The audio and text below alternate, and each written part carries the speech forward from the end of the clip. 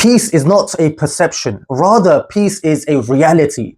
And in order to attain this reality, achieve this reality, we need to have practicality. We need to be practical. By living in the past and pondering over the mistakes that we have made, we will never attain peace. By thinking about the future and thinking what the future withholds for us, we can never attain peace. Peace can only be attained in this moment of time, in the present day that you are living in. That's why they say the past is misery, the future is a mystery, and the present is a gift. If you dwell too much on your past, then this will become a barrier for your productivity. You will not be productive in life.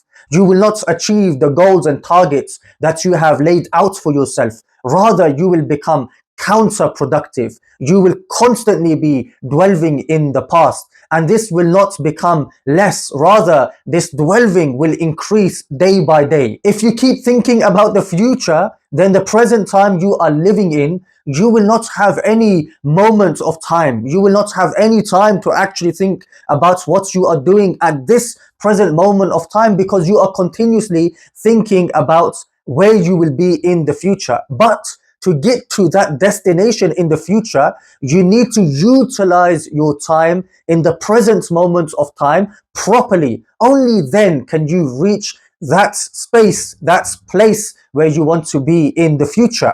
Do not live in misery and do not live for the mystery. Live the gift, live the present moment of time, and you will see yourself flourish and you will find inner peace. Even when we do something good, sometimes we can take away the peace from our life.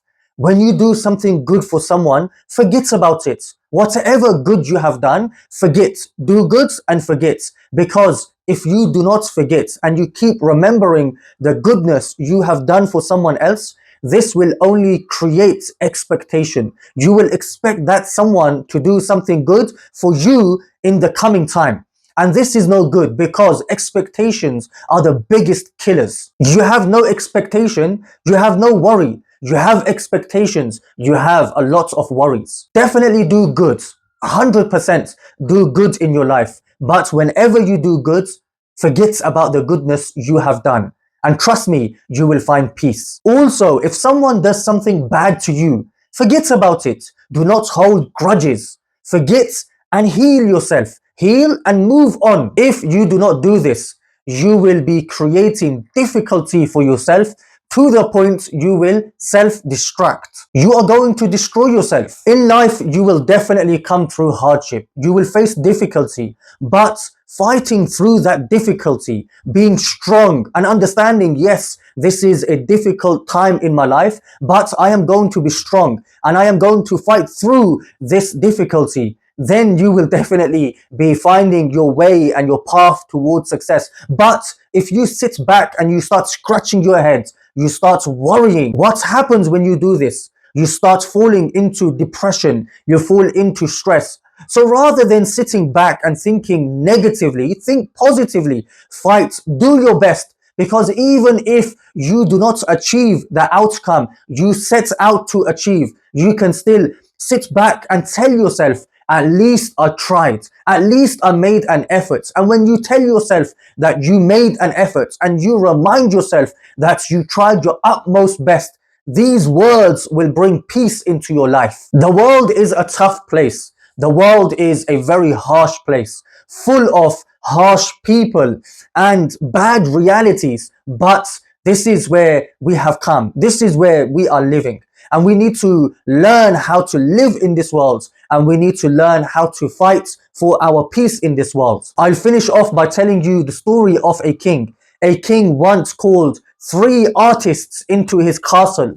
And he said to them, draw me a picture, paint me a picture of peace. A picture that represents peace, inner peace. The first artist, he painted a picture of a mountain surrounded by trees, with streams of water going in between the mountain. The king saw this painting and he said to this artist that this is not true peace. The second artist came to the king with his painting. In his painting, he had gardens full of flowers, the sun beaming its lights onto the flowers, mountains, streams of water, etc. The king saw this painting and he said, "This is not peace." The third artist came to the king. He presented his painting. In his painting, there was thunderstorm, lightning, harsh rain, darkness, dark clouds. The king saw this painting and he said, "This is true peace." The people, they asked the king, "Why do you say that this is true peace?" The king said, "Can you see the detail in this painting?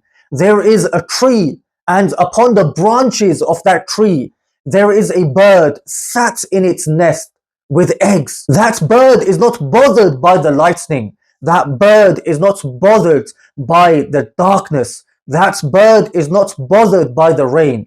That bird is sat there in its nest.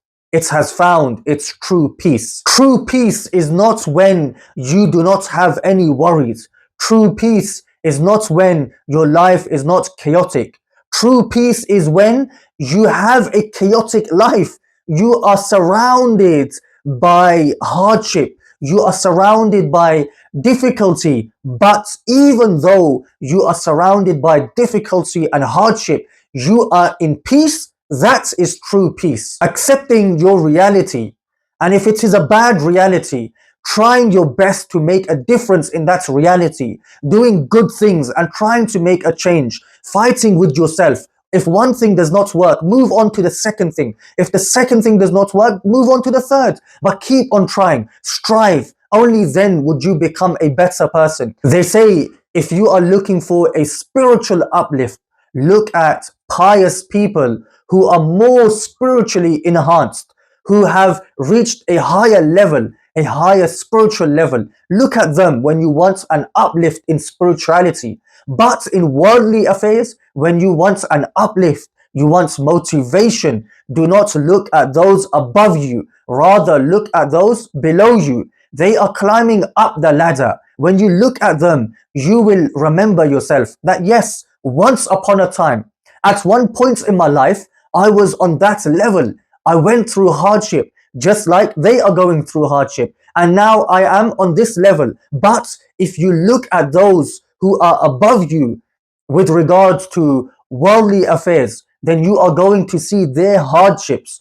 And you are going to think to yourself, in order for me to reach that level, I am going to have to go through this hardship. And that will create unease and take away the peace from your minds. With regards to worldly affairs, always look at those who are below you, because that is where you will become motivated. That is where you will receive the main power and the main energy of motivation, not by looking at those who are above you.